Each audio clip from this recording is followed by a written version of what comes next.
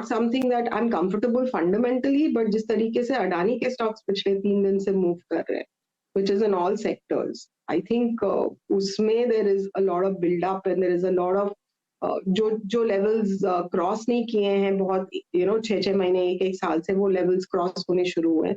तो आप ये बात समझो ना कि आपका IT, tech, high beta, manufacturing ये सब एक साथ चलेगा तो maybe Nifty will be the catch up trade but it will definitely do it.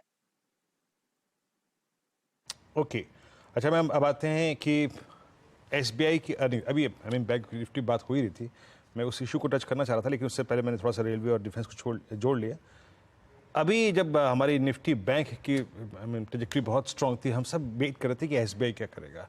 SBI ने एनएम्स के फ्रंट पे बहुत निराश किया बाजार को, और उसके बाद ऑलमोस्ट अभी अपने 200 डे एक्सपोनेंशियल मूविंग एवरेज पे ट्रेड करता हुआ। कैसे अप्रोच करना चाहिए नंबर्स के साथ एसबीआई को itself in isolation an entire PSU banking basket, जिसमें हमने इसमें कोई राय नहीं कि मिड 22 के बाद कैनरा बैंक, बीओबी सब में बड़ा एक वाइल्ड स्विंग देखा था।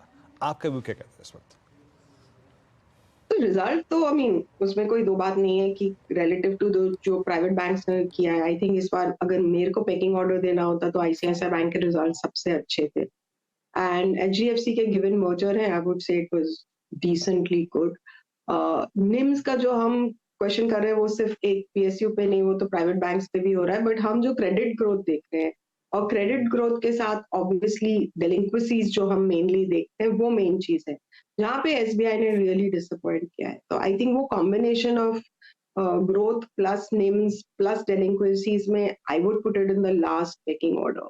तो अगर मेरे पास चॉइस है इस समय, मुझे एचडीएफसी बैंक या आईसीआईसीआई बैंक या इस दाम पे मिल रहे हैं, तो मैं डेफिनेटली एसबीआई को इस समय हाथ नहीं लगाऊंगी। तो I would stay away from that. I think it makes more sense to be in these private banks which haven't moved rather than this.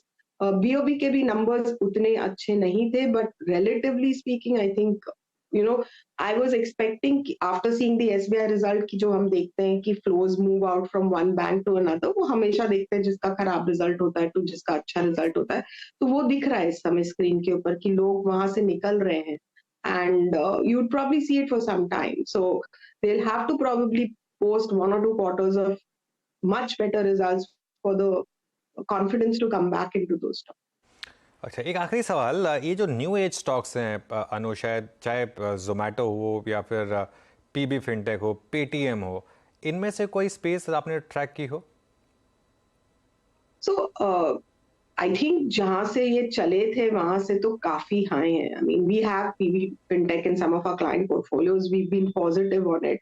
I mean we played insurance through that instead of playing through SBI life और this, but इस level के ऊपर it was, यहाँ तक ये rally चल गई है। अब यहाँ से चलने के लिए आप दो चीज देखिए, एक तो या तो नैस्डैक को बहुत अच्छी तरीके से दौड़ना चाहिए, तो these guys are a proxy to Nasdaq and जब गिरता है नैस्डैक ये भी बेचारे उस तरीके से ही गिरते हैं, तो जब वहां पे इट इज पार्टी टाइम तो I think these will also benefit.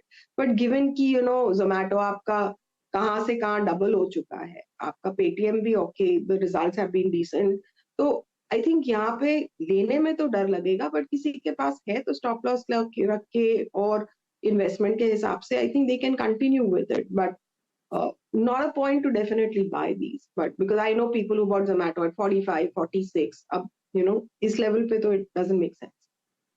अनु, बहुत बहुत शुक्रिया आज हमारे साथ जुड़ने के लिए और बात करने के लिए हमारे साथ।